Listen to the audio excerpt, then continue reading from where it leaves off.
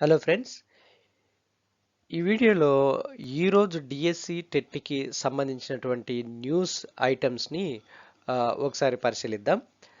So ఇందులో భాగంగా almost December అయిపోవచ్చింది. సో టెట్ నోటిఫికేషన్ ఈ నెలలో రావాల్సి ఉంది, ఇంకా ఇంతవరకు నోటిఫికేషన్ రాలేదు. సో డిఎస్సి జనవరిలో వెలువడుతుందని మనకి ఇప్పటి వరకు ఇన్ఫర్మేషన్ ఉంది.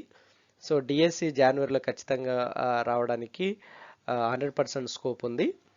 సో అయితే ఈరోజు మనకు దీనికి సంబంధించినటువంటి అప్డేట్స్ ఏమొచ్చాయి ప్రభుత్వ వర్గాల నుంచి అయితే కానీ, లేకపోతే ఇంకా మిగతా ఆ, మ్, మిగతా వర్గాల నుంచి ఏ విధమైనటువంటి సమాచారం మనకి ఈరోజు అందింది అన్నటువంటి విషయాలని నేను ఇక్కడ డిస్కస్ చేయడం జరిగింది. సో ఈ ఖాళీలకు కొన్ని షరతులు విధించడము, తర్వాత పాఠశాలలు విలీనాలు చేయడము, తర్వాత కొన్ని తీసుకొచ్చినటువంటి విద్యా సంస్కరణలో భాగంగా టీచర్ స్టూడెంట్ రేషియో తగ్గించడము, ఈ పరిణామాలన్నీ డిఎస్సి మీద ఎఫెక్ట్ చూపించాయి. అది ఏ మేరకు చూపించాయి అన్నటువంటి అప్డేట్స్తో ఈ వీడియో చేయడం జరిగింది. Friends, before going to that, let me thank you all who are watching my channel and supporting my channel. Thank you so much. Friends, please like my videos, share my videos and subscribe my channel. I request you all, please recommend my channel to your friends, those who are preparing for competitive exams, because I'm preparing the videos and I'm bringing the latest news updates related to the all job notifications and especially DS and TET. So please keep watching for latest updates. Thank you so much. Friends, ఇప్పుడు మనం గమనించినట్లయితే ఈ యొక్క మారిన విద్యా సంస్కరణలో భాగంగా తర్వాత తెచ్చినటువంటి కొన్ని కొత్త స్కీమ్స్, ఈ ప్రభుత్వం తెచ్చినటువంటి ఎడ్యుకేషన్ పరంగా తెచ్చినటువంటి కొత్త స్కీమ్స్ పరంగా చూస్తే విద్యార్థులు దాదాపు 3 లక్షల పైచిలకు ప్రైవేట్ స్కూల్ విద్యార్థులు గవర్నమెంట్ స్కూళ్ళలో చేరిన విషయం మనందరికీ తెలిసిందే. ఇది ప్రభుత్వ లెక్కల అంచనాల ప్రకారమే 3 లక్షల పైచిలకు విద్యార్థులు ప్రభుత్వ పాఠశాలలో చేరారు. అంతేకాకుండా నూతన విద్యా సంస్కరణలో భాగంగా ఈ యొక్క ఉపాధ్యాయ విద్యార్థుల నిష్పత్తి 1:20 చేశారు. అంటే ఒక టీచరు 20 మందికే బోధించాలని. సో ఈ ఈ యొక్క నిష్పత్తి తీసుకున్నప్పుడు ఇప్పుడు పెరిగినటువంటి విద్యార్థులు కారణంగా నెంబర్ ఆఫ్ సెక్షన్స్ ఎక్కువైపోయినప్పుడు ఏమవుతుంది, నెంబర్ ఆఫ్ టీచర్స్ కూడా ఎక్కువ ఉండాలి, కానీ ఆ రేషియోలో ఇప్పుడు టీచర్స్ లేరు. అదే ఇప్పుడు ఒక పెద్ద తలనొప్పిగా పరిణమించిందనమాట.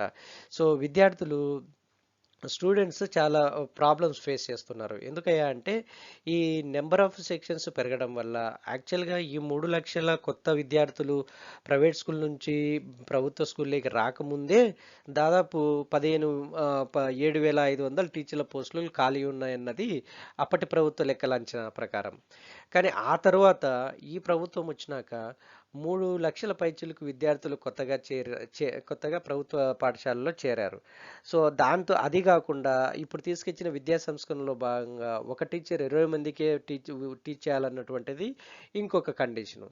సో దీని ప్రకారంగా చూస్తే అప్పుడున్నటువంటి ఆ విద్యార్థులకే ఈ 7,500 టీచర్ పోస్టులు ఖాళీగా ఉంటే, ఇప్పుడు మళ్ళీ 3 లక్షల పైచులకు విద్యార్థులు చేరినప్పుడు ఇంకా ఎన్ని ఉపాధ్యాయ పోస్టులు ఖాళీలు ఉంటాయి అన్నది ఒక ఒక ఆస్పెక్ట్ అయితే, రెండో ఆస్పెక్ట్ ఈ ప్రభుత్వం వచ్చినాక డిఎస్సి నోటిఫికేషన్ రాలేదు.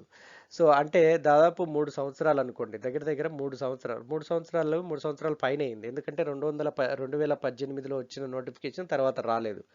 సో కాబట్టి ఈ మధ్య కాలంలో రిటైర్ అయినటువంటి ఉపాధ్యాయులు దాదాపు 18,000 నుంచి 20,000 మంది ఉన్నారు.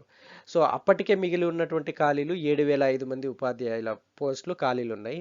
తర్వాత ఇప్పటి వరకు రిటైర్డ్ అయిన వాళ్ళు 18,000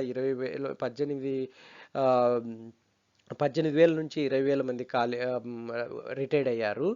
అంటే దీని ప్రకారం చూసుకునే అప్పుడు 7,500, ఇప్పుడు ఒక 18,000 తీసుకున్న మినిమంలో 18,000 మంది రిటైర్డ్ అయినారని అనుకున్నా కూడా 25,000 పోస్టులు ఖాళీగా ఉన్నాయి. సో తర్వాత ఇప్పుడు 3 లక్షల పైచిలకు విద్యార్థులు చేరారు. వాళ్ళందరికీ కూడా 1:20 రేషియోలోని టీచర్స్ స్టూడెంట్ రేషియో ఉండాలనుకున్నారు కదా. మరి అటువంటప్పుడు ఇంకా ఎన్ని ఖాళీలు ఏర్పడాల్సి ఉంటుంది. సో యాక్చువల్గా చూసుకుంటే ఇప్పటికీ 25,000 పోస్టులు ఖాళీలు ఉన్నాయి. ఒరిజినల్గా చూసుకుంటే ఇప్పుడు పెరిగిన విద్యార్థులు మరియు 1:20 తీసుకుంటే ఇంకా ఎన్ని ఉపాధ్యాయ పోస్టులు ఖాళీలు ఉన్నాయన్నది నిజంగా అది చాలా పెద్ద నెంబరే అవుతుంది. దాదాపు 30 కాదు 35,000 పైచీలకి అవుతాయి అన్నమాట. సో ఇటువంటి తరుణంలో ఇటు విద్యార్థులు సఫర్ అవుతున్నారు, తగినటువంటి ఉపాధ్యాయులు లేక. తర్వాత నిరుద్యోగ అభ్యర్థులు ఈ యొక్క డిఎస్సి నోటిఫికేషన్ ఎదురు చూస్తున్నటువంటి ఈ పరిస్థితుల్లో గత 4 రోజుల నుంచి వారం రోజుల నుంచి ప్రభుత్వ పెద్దల నుంచి ఒక పాజిటివ్ ఇండికేషన్స్ వస్తూ ఉన్నాయి. అది మనం ఇదివరకే చర్చించాం. సో ఈ వెలువడుతున్నటువంటి ఈ పాజిటివ్ స్టేట్మెంట్స్ డిఎస్సి నోటిఫికేషన్ మీద రేపు జనవరిలో నోటిఫికేషన్ రిలీజ్ అవుతుందన్నమాట మనకు అందుతున్నటువంటి సమాచారం. అయితే ఇది మెగా డిఎస్సి నోటిఫికేషన్ వస్తుంది. సో దానికి సంబంధించినటువంటి పక్కా స్టేట్మెంట్ ఇంతవరకు ప్రభుత్వ వర్గాలు ఇచ్చినటువంటి పాజిటివ్ స్టేట్మెంట్స్ ఒక ఎత్తు అయితే, రేపు జనవరిలో సంక్రాంతి టైంలో జాబ్ క్యాలెండర్ రిలీజ్ చేస్తున్నామని ప్రభుత్వ నుంచి మనకు అందుతున్నటువంటి సమాచారం. సో ఆ జాబ్ క్యాలెండర్లో డిఎస్సి నోటిఫికేషన్ యొక్క కంప్లీట్ విధి విధానాలు ఖచ్చితంగా ఉండాలి. అప్పుడే ఈ యొక్క ఒక కరెక్ట్ స్పష్టత వస్తుంది. ఇటు విద్యార్థులకు కానీ, ఇటు విద్యార్థుల పరిస్థితులు మెరుగుపడాలన్నా, తర్వాత నిరుద్యోగ అభ్యర్థుల యొక్క వాళ్ళ యొక్క ఎదురుచూపులు ఫలించాలన్నా ఈ జాబ్ క్యాలెండర్ రిలీజ్ చేసేటువంటి జాబ్ క్యాలెండర్లో డిఎస్సి నోటిఫికేషన్కి సంబంధించినటువంటి నిర్దిష్టమైన ప్రణాళిక ఖచ్చితంగా ఉండాలి. అందుకు గవర్నమెంటు తగినటువంటి అన్ని చర్యలు తీసుకోవాలి. ఎందుకంటే ఇప్పటికే చాలా ఎక్సెస్ అయిపోయింది, చాలా ఎక్కువ డిలే జరిగింది ఇప్పటికీ. సో కాబట్టి ప్రభుత్వం కూడా జాబ్ క్యాలెండర్లోనే దాన్ని ఇస్తారన్నటువంటిది మనకు అందుతున్నటువంటి సమాచారం.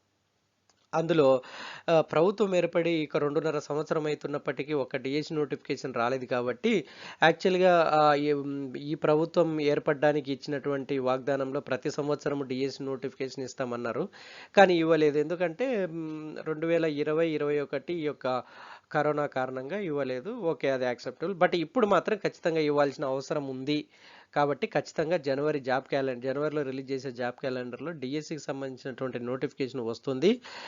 అందులో సందేహమే లేదన్నటువంటిది మనకు అందుతున్నటువంటి సమాచారం. సో ఫ్రెండ్స్, ఇది మనకి ఈరోజు ఉన్నటువంటి updates. Keep watching for latest updates. Thank you so much.